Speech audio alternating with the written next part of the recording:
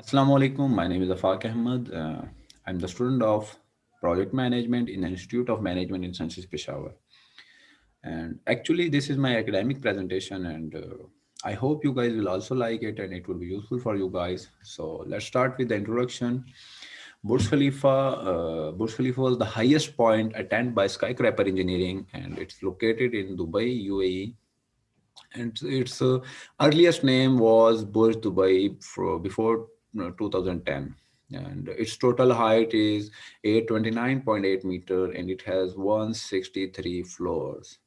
The size of Burj Khalifa, we can estimate it by that it contains 35,000 people. Burj Khalifa has the capacity to contain 35,000 people. There is total 57 elevators and 8 escalators. As all of we know that it is the tallest building in all over the world since 2010. So the question is that how much time was taken to by construction. So the construction was started in 2004 and completed in 2009. There is a 5 year journey to complete the Burj Khalifa, and the cost, which is an important factor of any project. So the cost of entire project was estimated to 1.5 billion US dollar. It was designed by an American architecture, Adrian Smith, and he's working in the Skidmore, Owings, and Merrill, which company also designed the Willis Tower and One World Trade Center. There are also some facts about Burj Khalifa that I want to share with you guys. That there is three 30,000 cubic meters of concrete and 39,000 tons of steel with 103,000 square meters of glass, along with 15,500 square meters of embossed stainless steel. These are the materials which are used in the construction of Burj Khalifa. The tower took 22 million hours to build, and it is the world highest nightclub and the world's highest New Year firework display is also in the Burj Khalifa in Dubai. And the total build-up area of the Burj Khalifa is 5.76 million square foot. Furthermore, the total area was divided into the residential area, corporate office area, and some area in the hotel. So the total build-up area was 5.76 million square foot, and the residential area is 1.85 million square foot. The corporate area or the prime office area is 300,000 square foot, and the hotel Armani Hotel, which has 160 rooms. As I earlier told you that the earliest name or the first name of Burj Khalifa was Burj Dubai. So let's talk about that how Burj Dubai transformed to Burj Khalifa. At the time of construction, there are on different stages. The project manager or the project directors, they face some financial problems and they need some financial support and some economic funding. So they visited the president of Dubai, who was Khalifa bin Zayed bin Sultan Al Nahyan. He granted some money and funding in the result of changing the name Burj Dubai to Burj Khalifa.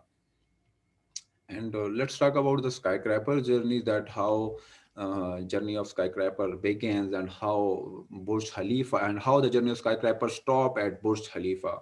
So let's talk about little talk about that skyscraper journey. That journey of skyscraper began in 19th century, and equitable life building, which was 43-meter tall in New York, and at that time, the builders or the construction companies of New York realized that they need some other ways, some other easy ways to climb higher, to reach taller. So at that time, there is a big obstacle in the journey of skyscraper, which was stairs. Let you guys imagine that you have a home or you have an office on 35th floor, 30th floor, 25th floor, and you have to reach your office, your home through stairs. So it's very difficult to reach higher through stairs. So they have to find any other way, any other easiest way to climb higher and reach taller. So at the end, they find a solution for their problem, which was an elevator. And we can say at that time, the elevator was invented. But in the start of that invention, or in the earlier days, the elevator has a deadly fault, which was that if the rope is broken, then the stopping of elevator was impossible. And the all construction company, the all builders, they all are very confused, and they at the end they find a solution of that elevator problem in 1854. Alicia Graves Otis, she invented a device which can stop the elevator in case of falling. It is a lock system installed in device. If the rope is broken and elevator was falling freely, so there is a lock system which can lock the elevator and stop it where it is. And one important thing that you have to keep in mind, that without an elevator the skyscraper was impossible. So let's talk about the first building with elevator. That in 1870, the Equitable Life Insurance Company headquarters was the first office building with elevator. In that way, the journey of skyscraper was begin, and it stop, or we can say it ends on the Burj Khalifa, because Burj Khalifa is now the tallest building in all the world.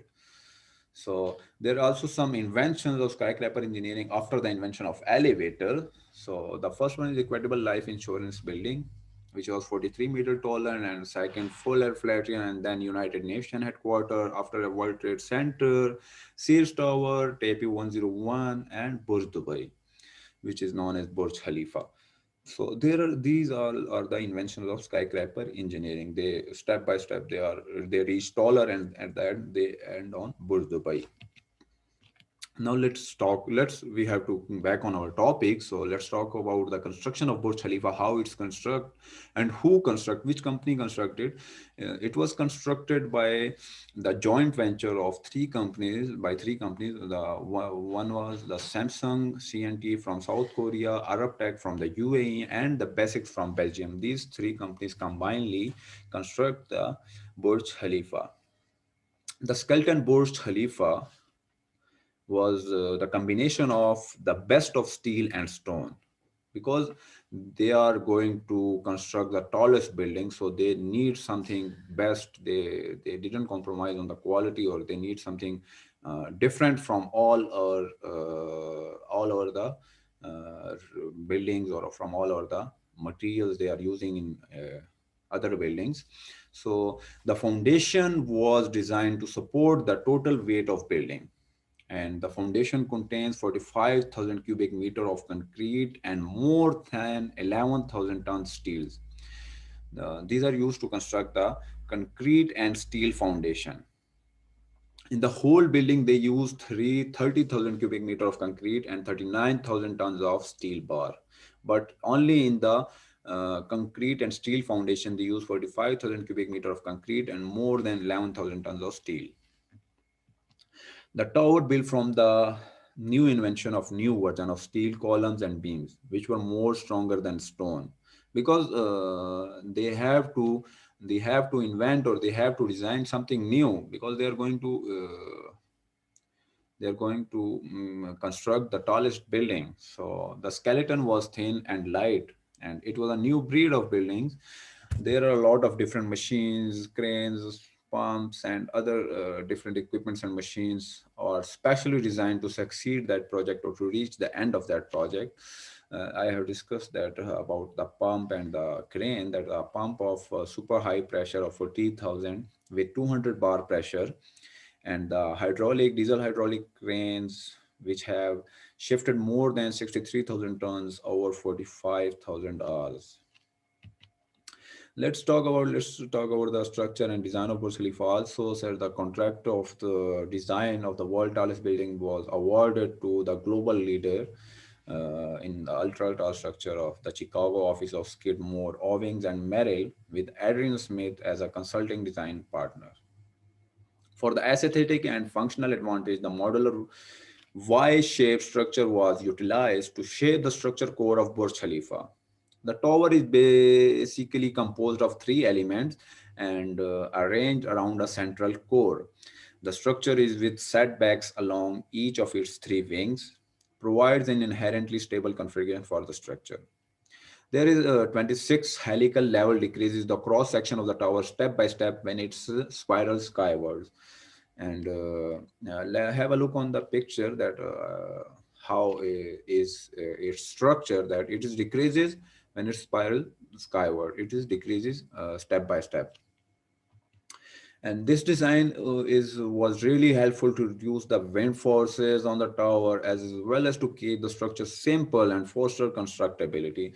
There are special two-pane windows which were designed to use in Burj Khalifa.